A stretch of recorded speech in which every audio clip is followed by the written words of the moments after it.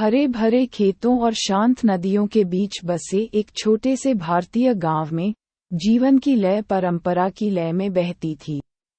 इस समुदाय का हृदय इसकी पंचायत थी, बुजुर्गों की एक परिषद जो पीढ़ियों से चली आ रही बुद्धिमत्ता से शासन करती थी।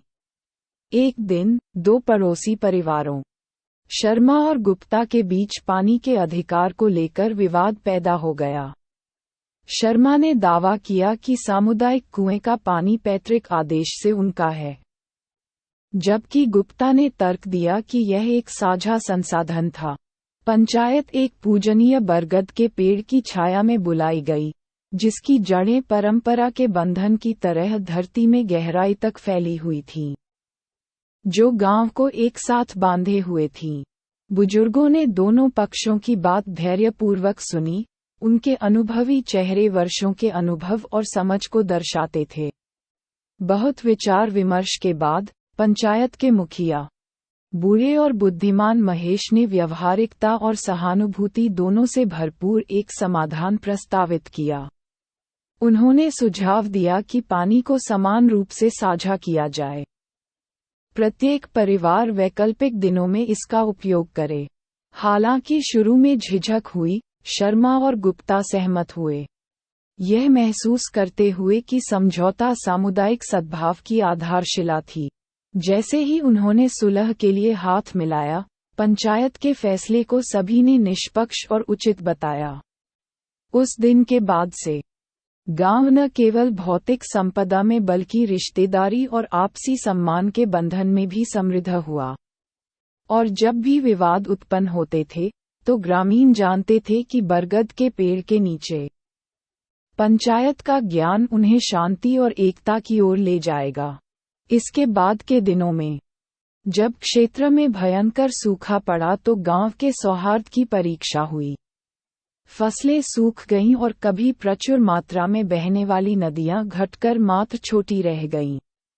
अकाल की भयावह आशंका को देखते हुए ग्रामीणों में तनाव व्याप्त हो गया।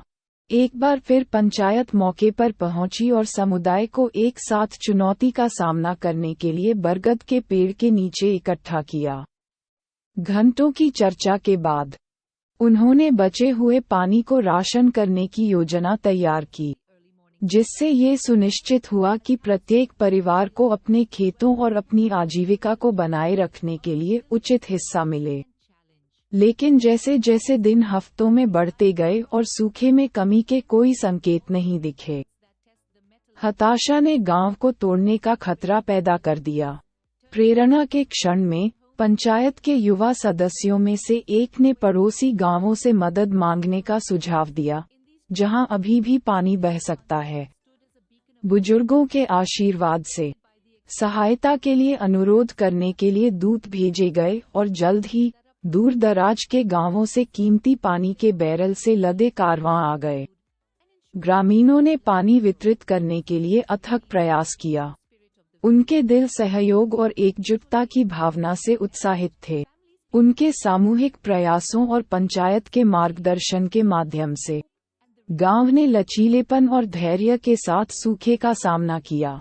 जैसे ही बारिश सूखी धरती को बुझाने के लिए लौट आई, बरगद का पेड़ प्रतिकूल परिस्थितियों में समुदाय की ताकत का मूक गवाह बनकर खड़ा हो गया। और इस प्रकार भारतीय ग्राम पंचायत की कहानी न केवल न्याय और मेल मिलाप की कहानी बन गई, बल्कि एकता और करुणा की स्थायी शक्ति का प्रमाण भी बन गई। जैसे जैसे मौसम अपनी लय में घूमता रहा, पंचायत की बुद्धिमत्ता के मार्गदर्शन में गांव का विकास जारी रहा। नई चुनौतियां पैदा हुईं, भूमि सीमाओं पर विवाद, परिवारों के बीच संघर्ष और गरीबी का हमेशा मौजूद भूत, लेकिन हर बार बुजुर्गों की परिषद दृढ़ रही और ऐसे समाधान ढूंढे जो निष्पक्षता और पारस्परिक सम्मान के सिद्धांतों को बरकरार रखते थे। पीढ़ियां बीत गईं और बरगद का पेड़ गांव की लचीलापन और एकता का प्रतीक बना रहा।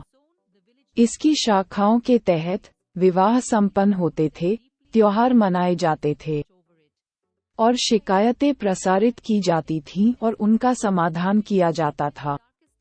पंचायत ने बदलते समय के अनुरूप खुद को ढालना जारी रखा और परंपरा से जुड़े रहकर आधुनिक तरीकों को शामिल किया। गांव बढ़ता गया, उसकी आबादी बढ़ती गई और इसके साथ ही उसके निवासियों की विविधता भी बढ़ती गई। फिर भी प्रगति के शोर के बीच पंचायत की आवाज एक स्थिर आधार बनी रही, जो ग्रामीणों को उनकी साझा विरासत और सामान्य मानवता की याद दिलाती रही। और इसलिए जैसे ही सूरज क्षितिज पर डूबा, बरगद के पेड़ के नीचे लंबी छाया डाली, भारतीय ग्राम पंचायत की भावना कायम रही, एक बदलती दुनिया में आशा और सद्भाव की किरण।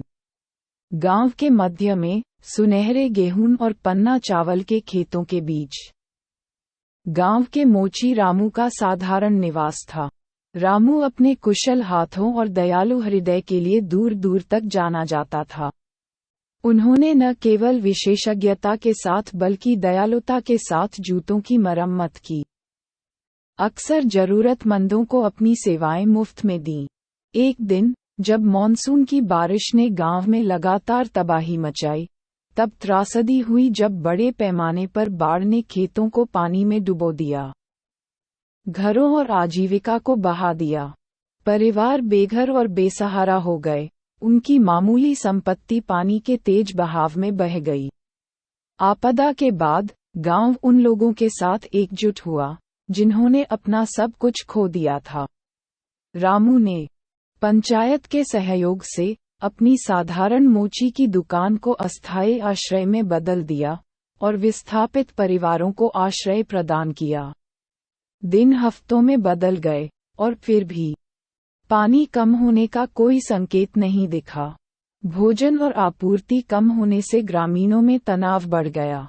तभी आदरणीय महेश के नेतृत्व में पंचायत ने शेष संसाधनों को राशन देने और यह सुनिश्चित करने की योजना तैयार की कि सभी की देखभाल की जाए। लेकिन जैसे जैसे बाढ़ का पानी धीरे धीरे कम होने लगा और अपने पीछे तबाही के निशान छोड़ गया, गांव की सच्ची भावना चमक उठी। परिवारों ने अपने पड़ोसियों की मदद से अपने घरों का पुनर्निर्माण किया और खेतों में आशा के बीज फिर से रोपे गए। गांव का मोची रामू, जो एक अनिच्छुक नायक बन गया, न केवल जूतों की मरम्मत करता रहा बल्कि अपने साथी ग्रामीणों की टूटी हुई आत्माओं की भी मरम्मत करता रहा। और बरगद के पेड़ की निगरानी में भारतीय ग्राम पंचायत लचीलेपन और करुणा की एक किरण के रूप में खड़ी थी, जो अपने लोगों को अंधेरे समय में एक उज्जवल कल की ओर मार्गदर्शन कर रही थी। गांव के बीच में एक ऊंचा नीम का पेड़ खड़ा था। उसकी शाखाएं आकाश की ओर फैली हुई थीं, जैसे बाहें फैलाकर आकाश को गले लगा रही हों। इसकी हरी भरी छतरी के नीचे गांव की पंचायत इकट्ठी हुई, उनके चेहरे पर युगों के ज्ञान की छाप थी। शरद ऋतु की एक सुबह लीला नाम की एक युवा विधवा पंचायत के पास पहुंची। उसकी आंखें दुख और हताशा से भर गईं। उनके दिवंगत पति ने उन्हें 3 छोटे बच्चों की देखभाल के लिए छोड़ दिया था और उनकी आय के बिना उन्हें उनकी बुनियादी जरूरतों को पूरा करने के लिए संघर्ष करना पड़ा। उसकी दुर्दशा से प्रभावित होकर पंचायत के सदस्यों ने ध्यान से सुना जब लीला ने अपने दिल की बात कही। उसकी आवाज भावनाओं से कांप रही थी। स्थिति की गंभीरता को भांपते हुए परिषद के प्रमुख बुद्धिमान बूढ़े पंडित जी अपने पैरों पर खड़े हो गए। पंडित जी ने हल्की हवा के झोंके जैसी सुखद आवाज में लीला से सांत्वना और आश्वासन के शब्द कहे और उससे वादा किया कि वह अपने संघर्षों का सामना अकेले नहीं करेगी।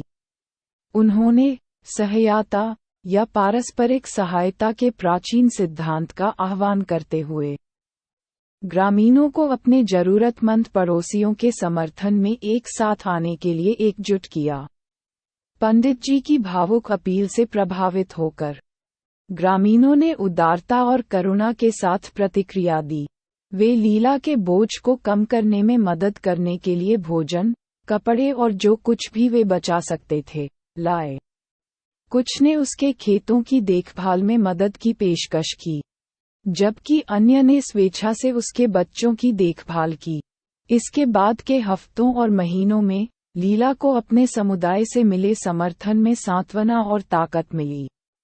उनकी मदद से वह अपने परिवार का भरण पोषण करने और सम्मान और लचीलेपन के साथ अपने जीवन का पुनर्निर्माण करने में सक्षम हुई।